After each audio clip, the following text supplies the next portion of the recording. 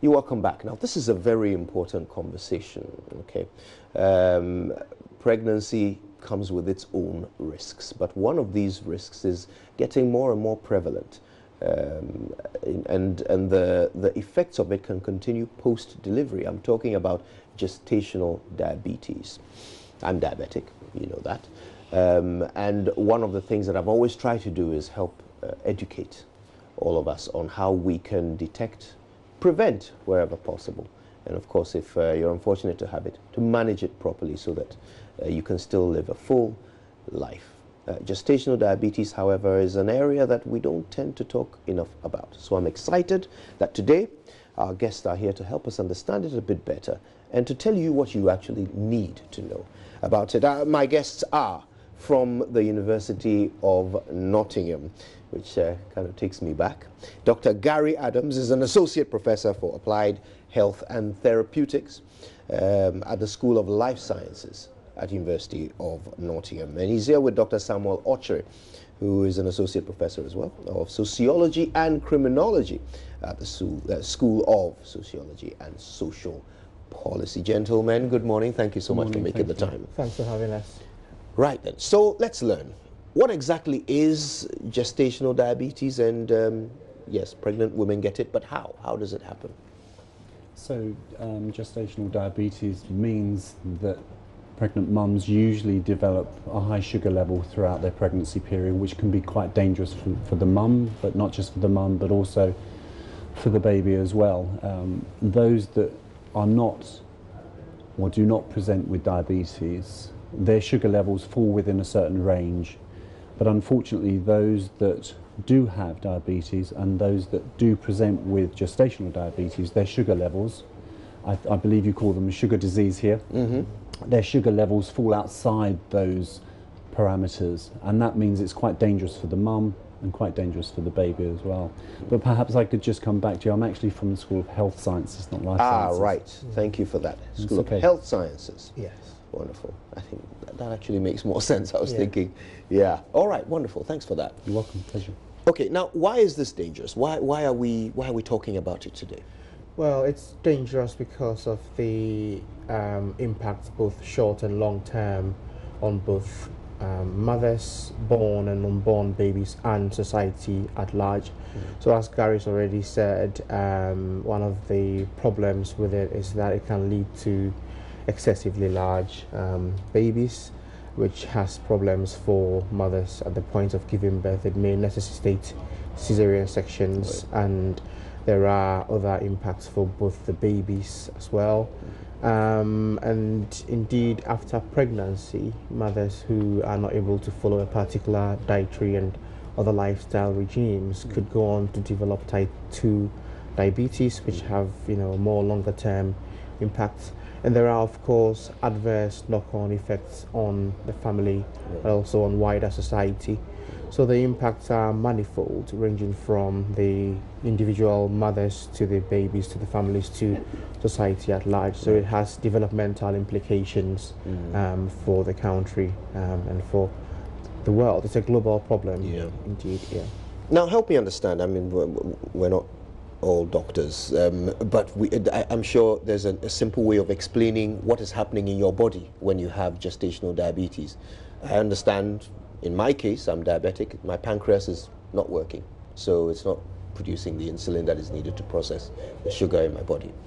Is that what's happening in a woman's body when she has gestational diabetes? So what basically happens, because you have a higher level of sugar in the blood becomes much more thicker. Yeah.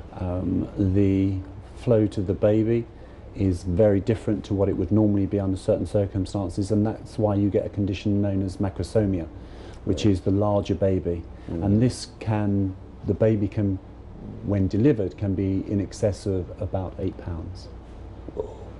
And for most mums around the world, that can be quite large, depending upon the size of the mum. So that has problems for the mum and also for the baby. What's the trend? Is it getting more prevalent? Well, it certainly seems to be the case. One of the problems with this particular area, as you rightly noted at the outset, is that there is relatively little known about it compared to other, say, type 2 diabetes, for instance.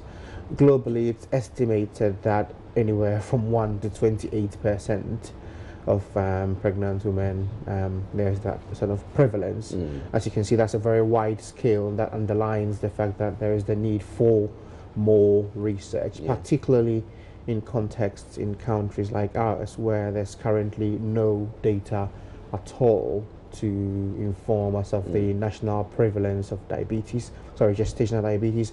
What we do know, however, from talking to Ghanaian healthcare professionals, clinicians and midwives, is that there is a trend which shows very clearly there is a high prevalence rate, but it also seems to be increasing because of the relative lack of awareness of the condition. So now you're in Ghana. What's the plan? Why are we in Ghana, and what are we hoping to achieve regarding gestational diabetes?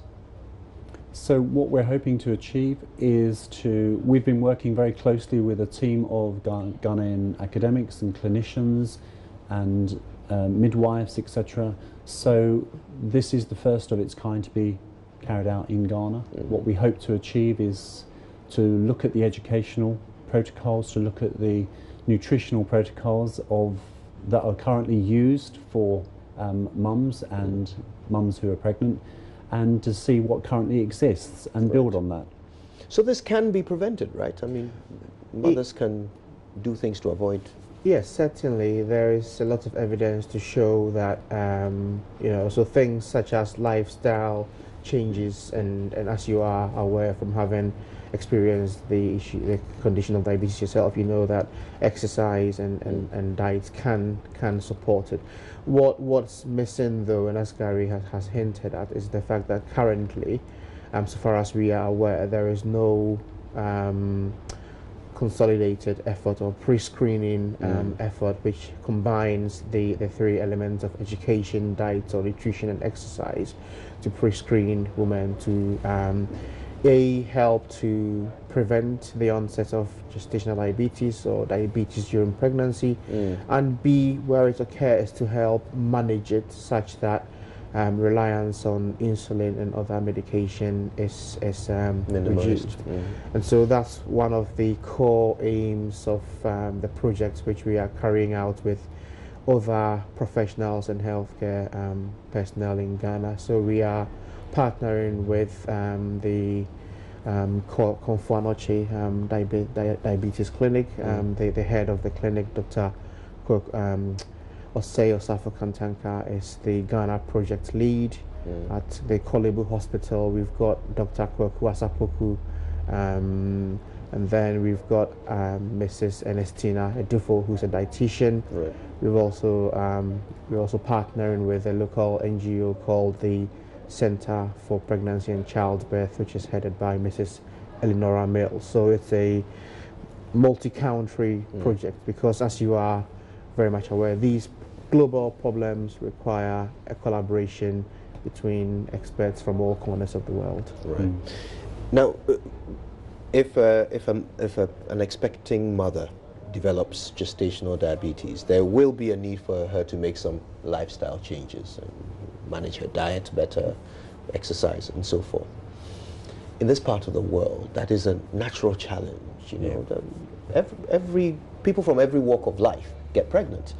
You know, farmers' wives, fishermen, teachers, nurses, CEOs, but not all of them will be able to afford these lifestyle changes.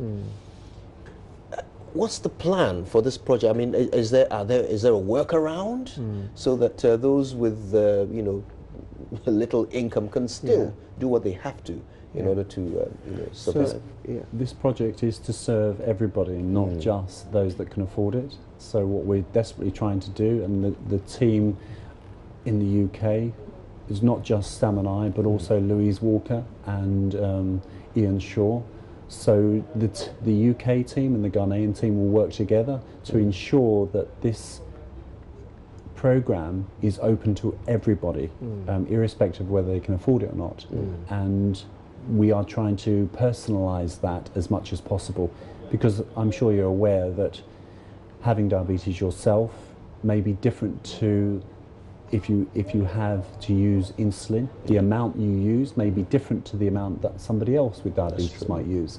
So it's gestational diabetes is a personalised program of care that we're trying to provide for the mum, babies and their families. That includes fathers as well, because fathers are as much part of the family as anybody else, and it's important that we provide continuity for the whole family. So as far as we're concerned, this is meant for the whole family.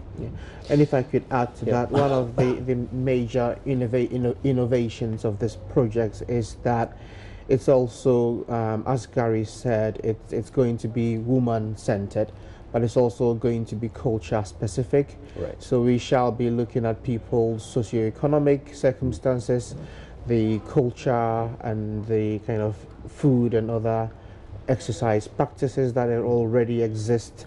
So if a woman eats hausa cocoa in the morning or eats yam and contemporary or whatever it is, we shall be looking at how the kinds of foods that are already accessible to people based on their socioeconomic and other identity circumstances can be tailored to their nutritional plan. Because you make a good point there, one of the major issues with managing diabetes is costs. It's seen as an expensive disease for a variety of reasons, and so without tailoring the intervention to what's already accessible to people, I think that's going to be a major problem, and that's one of the things we shall be doing. Great. Do you have a target? Do you want to be able to help a certain number of mothers by the time this project is wound up? This project is at the moment specifically for Ghana. What we're trying to use is the experience of multi-gravidas, that's those women who have already had babies, to take them through this program so that they can act as peer support, peer educators for those mums who are going to be pregnant. And so at the moment we would like to see as many mums as possible, but the exact number is difficult to say at this stage. If we can recruit as many mums as possible, that would be very much appreciated. Well, I certainly wish you the very best of luck. This is much needed. There's no exaggerating it, and so I certainly hope that you are successful in what you're here to do. But if you want more information, we'll try and make it available for you on myjoyonline.com. But for now, thank you both, Dr. Gary Adams and Dr. Samuel Ochre of the University of Nottingham. Thanks for having us. Right, more to come. Stay where you are.